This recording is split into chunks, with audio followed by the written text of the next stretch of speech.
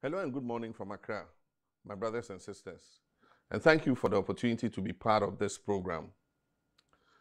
Nigeria is my second home, and how I wish we were able to sit together, network, and share ideas in close proximity to each other. But this is where COVID has left us. I must say that despite the challenges, it has also pushed us to be more innovative and also ensuring that we make better use of technology to manage our time. I firmly believe this mutually beneficial friendship will benefit from opportunities created by the African Economic Congress platform to share ideas, experiences, and solutions. I also strongly believe that progressive social interactions such as this are crucial to building consensus, developing and framing policies, and driving innovation, especially in the face of the monumental challenges posed by COVID-19. So soon, COVID is in its second year, and this is why we must thank Nancy and her team for the initiative to put together the African Economic Congress. I missed my first opportunity to join the deliberations because of other commitments I had. I'm glad for yet another invitation this year on the theme, Accelerate Africa, Building Back Better. The theme for this year's program offers an opportunity to reflect on our collective response so that we can build resilience during future pandemics. Additionally, it provides options to reset our economic progress by leveraging the inclusiveness exhibited during this crisis. I'm happy to announce that an independent global health panel that I'm honored to be part of is advocating the establishment of a global public health convention that will ensure adequate pandemic preparedness and response. Admittedly, COVID-19 is one of the many challenges that have aggravated Africa's vulnerabilities and exacerbated existing development challenges. COVID is impacting and impeding the previously steady progress towards achieving the Sustainable Development Goals, whose target date is only about 8 years away. Ladies and gentlemen, there is no doubt that these are very challenging and unprecedented times for Africa and the rest of the world. However, despite all the challenges and heartbreaks this pandemic has visited on us, there is one thing we can all agree on, and that is when the pandemic is finally over, one sanitary practice that will remain with us for sure will be the washing of our hands more often or the use of hand sanitizers. As of mid-October this year, the number of confirmed or reported COVID-19 cases by African countries was 8,509,000, representing about 3.53% of the total global infections. This figure of about 8.5 million is deceptive. We know our testing capacity is far from optimal.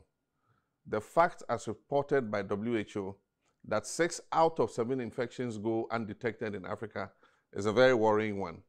The WHO, as of the 10th of October 2021, estimated that the cumulative number of infections on the African continent will be in the region of 59 million by the same date.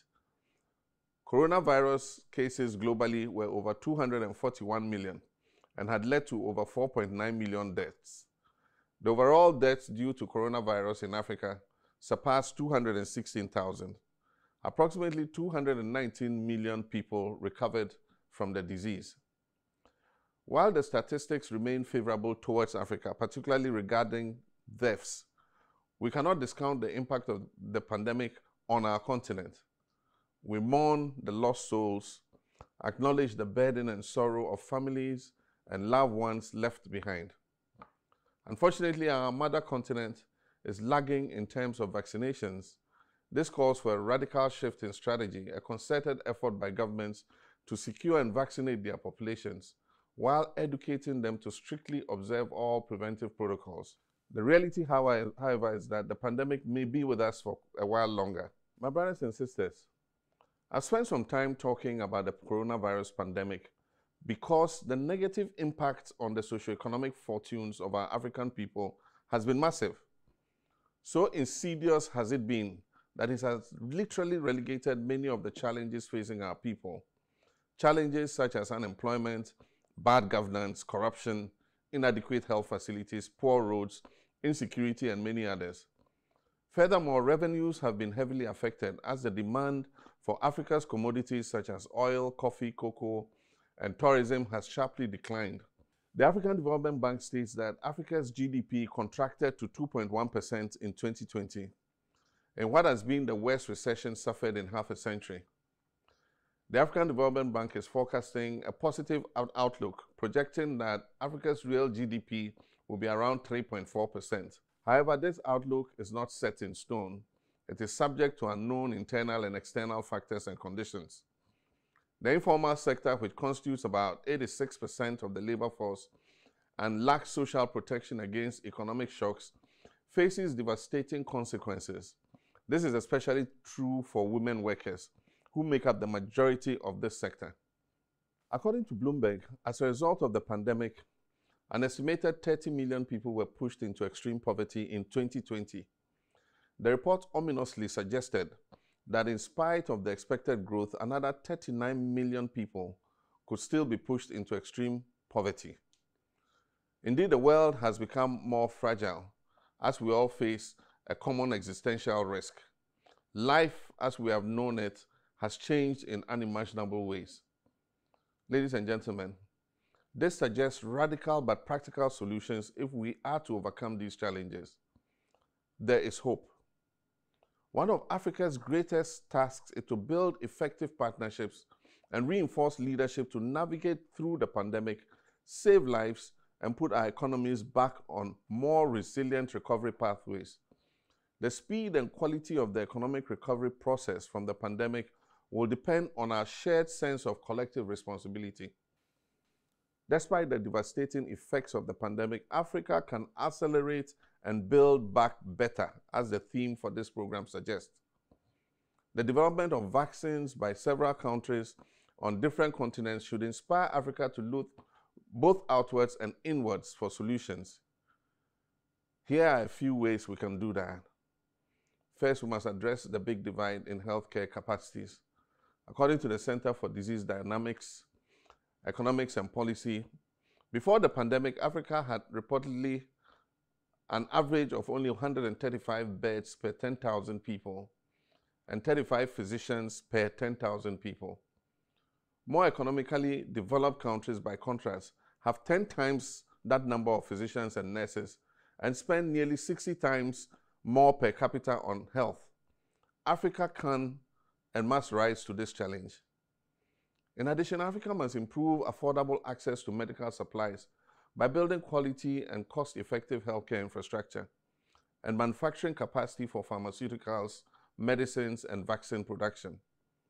This is why, as President of Ghana, I developed a program and supported Ghanaian pharmaceutical industries with stimulus packages to improve their efficiencies and enhance their productivity. Second, the digital divide has worsened, and the pandemic laid this fact bare. Countries with poor energy and power access, low electricity coverage, and limited broadband internet access could not stay open to transition some key businesses to the virtual new normal. Building back Africa's economy requires closing this digital divide and expanding access to technology. As economies recover, the world will become more digitalized, and we have to be prepared for this. Businesses, people, financial institutions, and governments have to rapidly adjust to this new normal.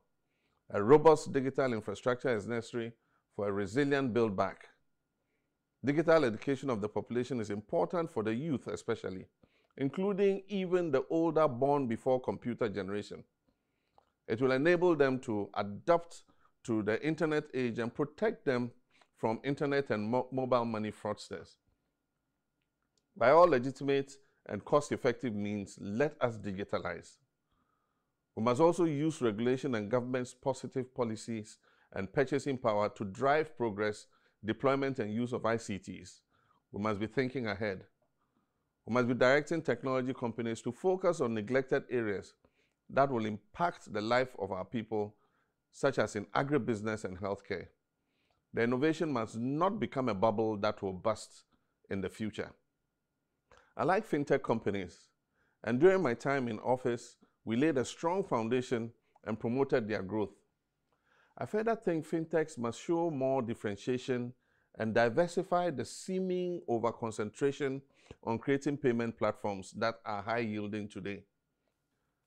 I'm excited by the development and growth of telemarketing and online internet shopping.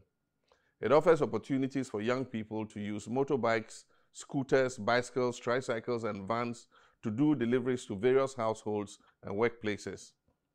By simply accessing an app, one can get anything from consumables to heavy equipment on platforms such as Jumia, Alibaba, Kiku, Bolt, Uber, and the many others that exist. We must also ensure cyber resilience. The third is the divide in the labor market. This has been further heightened by the pandemic. Those with skills are able to keep their jobs, while low-skilled workers, especially those employed in the informal sector, including small and medium enterprises, have lost their jobs. Many of these low-skilled personnel happen to be people who were already low-income earners. Imagine what many have had to endure as they struggle to survive. In my country, Ghana, for instance, I recall proposing that the Social Security and National Insurance Trust, SNIT, agree to an arrangement with such persons, particularly those in the private sector, such that they pay them a small part of their contributions to enable them to survive during such periods of hardship. The COVID-19 lockdown periods demonstrated clearly that the success of a nation depends on businesses in addition to its SMEs, which employ millions and is a key driver of development. The quest for foreign direct investment, FDI, is great, no doubt, but the mantra for development also demands that we improve our own SMEs. SMEs have limited capacity to access funds, so let governments offer SME funds and tax waivers to stimulate them to expand and employ more of our young people and people with disabilities.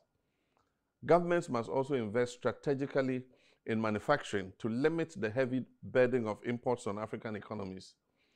This will create more jobs. I'm confident that Africa can emerge positively from the challenges arising from this pandemic. As Africa builds back, priority should be placed on the quality of growth, not just the quantum of growth. No growth is worth having if it does not improve or reflect in the livelihoods of our people. Growth must be more equitable and focused on sectors that are better able to create jobs. For me, growth is not inclusive if it is not shared equitably. And this is the reason we need to deepen democracy in Africa and empower citizens and civil society organizations to advocate inclusiveness and shared growth.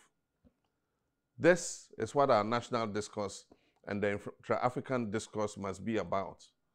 We also need honesty and transparency from our governments.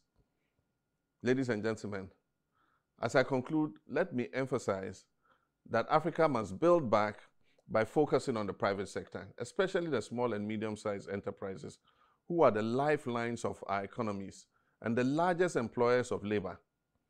This does not and must never mean government has no business in creating jobs. Government also has that responsibility. Africa must build back by focusing sharply on food and nutritional security. We must do all we can to make agriculture and agro-processing attractive to our young people. Africa must build back by ensuring women are firmly seated at the decision-making table. We must not just pay lip service to this. We must ensure that women are strongly supported, as the majority of them have lost incomes due to their greater dependence on informal markets and sectors such as trade and tourism. Africa must build back by paying greater attention to climate change and global warming. Treating the F better for sustainable development will in itself prevent pandemics and improve the supply chain crisis that the world is experiencing now.